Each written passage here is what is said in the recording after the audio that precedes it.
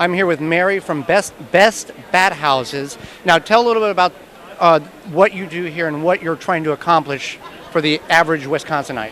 Okay, I build bat houses. They're certified by Bat Conservation International, and they've done years of research to determine the characteristics that bats seek out in a house. So they're built to those specifications. The dimensions are important, the width, the height.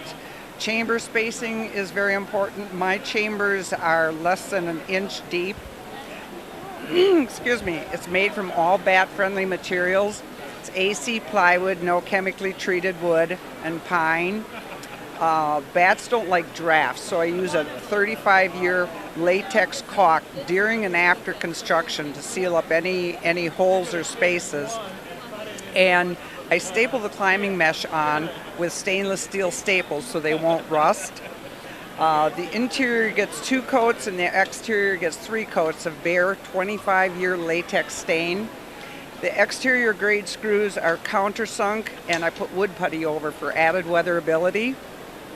And I build the houses because bats are so extremely beneficial to our environment, and we're losing them at just an alarming rate. And the crop loss that farmers experience, the bats are so beneficial in preventing the crop loss by eating the insects that harm the plants. Now, for a common, ordinary household or a house, you may have bats and you just don't know it because it's one of those things. They don't bother you, you don't bother you may not even see them. Right, Okay. right. And they're flying at night. If you're out at night, you may see them, but again, we're losing them at an alarming rate. And I don't see as many bats as I used to when I was a child, and I hear that from almost everybody that comes to my booth. And bats feed on insects. We're not seeing rodents or mice like you see in some of these movies or TV shows. Correct, it's insects, and they eat so much more than just mosquitoes. One little brown bat can eat 1,000 mosquito-sized insects in an hour. That can really knock down a lot on your property. Absolutely. I've heard of a campgrounds that has bat houses all around the campgrounds. And this one fellow said it's the only place he'll take his family camping because there's absolutely no insects out. Now, you've got several different models. One you can hang on a facing of a building as well as a pole. Now, there's obviously requirements. You want to face it in a certain way and a height on the pole in a certain height. What's the requirements on those? Correct. The single chamber models should only be mounted on the side of a building, and the 4-chamber models can be mounted on the side of a building or post or pole mounted out in the yard. A bat house should be placed 10 to 20 feet off the ground, 20 to 30 feet from tree branches to protect them from aerial predators.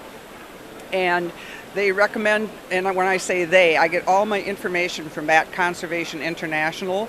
They allow me to use it freely, and they recommend 6 to 8 hours of direct sunlight a day.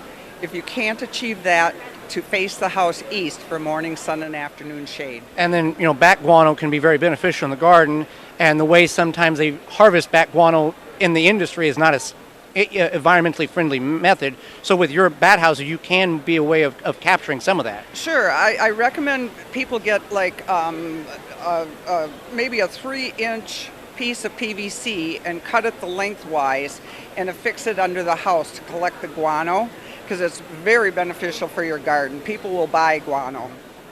And you can also put this like in the center of your garden on a pole. Sure. Now, there's 6 species of bats in Wisconsin, is that correct?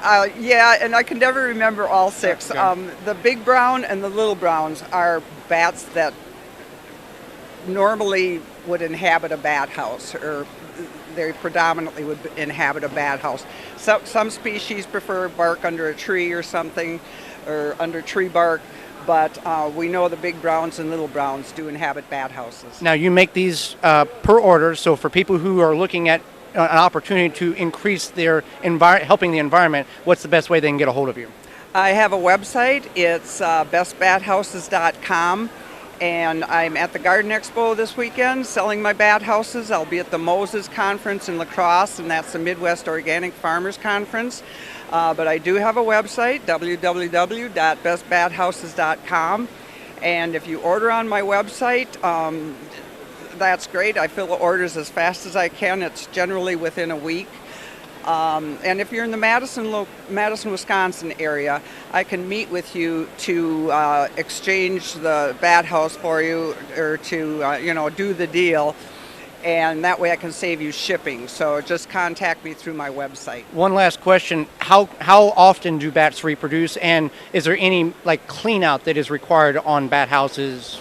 Okay, they recommend that in the spring of the year, before bats return from either hibernating or migrating, when you're sure there's no bats in the bat house, just take your garden hose on full force and shoot it up in there to clean out any guano or any hornets that may have started nests. And you can just shine a flashlight up in the house and can see if anything's up there. Right. Thank you very much for the information, Mary. You bet. Thank you.